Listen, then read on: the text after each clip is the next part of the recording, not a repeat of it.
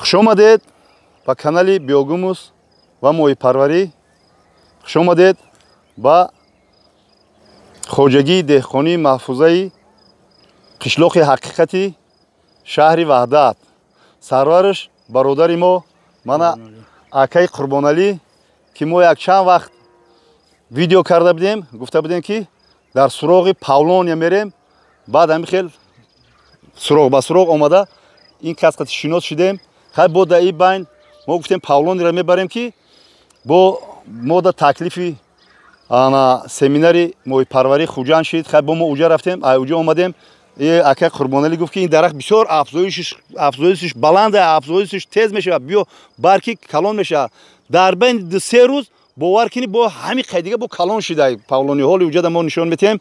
حاضر ما در اینجا من برادرم چقدر اینجا پاولون نشوندین کوچت کردین؟ اینجا 2,500 تا کوچت گذروندیم حاضر. اینجا دا کدام نموچه؟ M1 فتی اینجا دا. M1 فتی هم. فتی قطعی همی وای کردگن. بچه‌م جویاش گرفته سه. نمناکش گریزونده سیم دا. برای که نمناکش بسیار شد داخل. بسیاری بد نشه نمناکش که ریشه دوای میکنند. حاضر من این پاولونیایی که میبینیم این اینجا دا شنوندگین که اینو را وای کردگین شنوندگین من اینو را. یه 14 می مارت گذرونده بودم ریشش قدی گذرونده بودیم. یعنی کجایی که پرو پاسته بالان چیده سه کجایی که پرو باش نیست پاسته یکی علاقه یادم اوجه چه دادیم پرو با داروش دادیم زرد بود اوجه اینا سیاه شده آزویش گرفته سه خدا خواه ناز میشه ان شاء الله. ان شاء الله ناز میشه. اکل ما نزدیک مثال خوجگی موی پروری ما تو ایجار همگی یک فکر کنیم یا 3 یا 4 کیلومتر یا 3-4 کیلومتر ما حرکت میکنیم. استاد آقای قربانعلی بیایم درس بگیریم بیایم بو آموزیم نازکی‌های همین را برای که با دیگه کسو فهمونیم.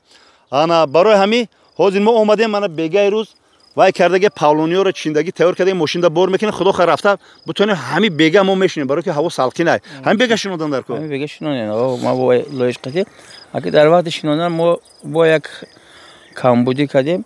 یعنی یکم جودا استکان قدی کردگیم استکانش قدی موندیم همین خیلی ناز گرفتگی. خب وجود پرنی داشتندگیم اگر این خطای ما لیکن آینده در زمین گذراندنی باشیم همون رژه‌ها را نش زننده بعد استکان دا گذراندن که زمین دا گذراندنش آسان میشه گرفتنش به میشه ده. خیر خدا خواهد با یکم سوال و جواب باشد با آقای قربانعلی ان شاء الله وای میکنیم با شما برای کار پیشروی تمنا داریم موفق باشین.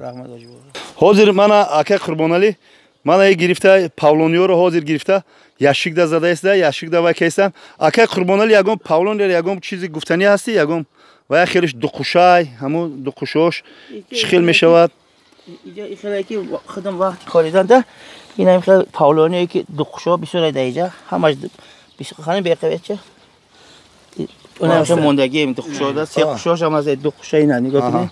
خب ما خودم وقتی همیاره خودم کاریدن ده این هم خیلی ای موبایل گلقایچی قدیک بریده دو تا کرده دو جاش داشتندگی بودم. خب این یاش دو تا گای منی که حالا کامکه قدوش بالان شد لای کردم دیدین همین لای کردم که یکی ببرم شمال میزنه نمیگیره گفته همین خیلی لای کرده من هم خیلی دو تا 3 تا گوش هم هست 4 تا گوش هم هست همین خیلی موندم.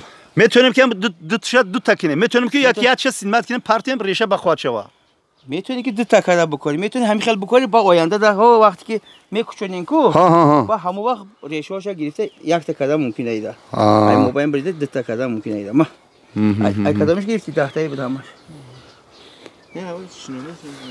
خیر حاضر ما من اینجا پاولونیا رو گرفتیم روزم بگشت است انا آقای قربانعلی بسیار مهنت میکند بسیار مهنت همین خیلی اولی اونجا لیموناریک دارد اونجا در جای لیمون داره یک روز میبیم اولی وای میکنیم کالیفرنسکی چروی داره اینجا در بودن پاولونیای دکوراتیونی داره خیلی گلوسو را ای خودی که سمرقند آوردگی برادری ما شنوندگی من اونجا در انا با پیستا برادری ما ای انا آقای شیرالی ای چیلمازور آوردگی و شنوندگی بسیار آدم مهنتی من همین آدمو مهنتی را میبینم فخر میکنم میگم احسن میگم با خیلی آدمو با خیلی احسن که مهنت کردن برای چی یعنی برای کجا یعنی برای تاجیکستان عزیز ما گل فان شود چی قدر مثال درخت‌ها سردرخت است خود جناب عالی هر سال چی قدر تاکید میکند که درخشان یک як мавсими дарахшинонӣ ҳатто мебирояд ҷаноби олӣ бо хонаводааш бо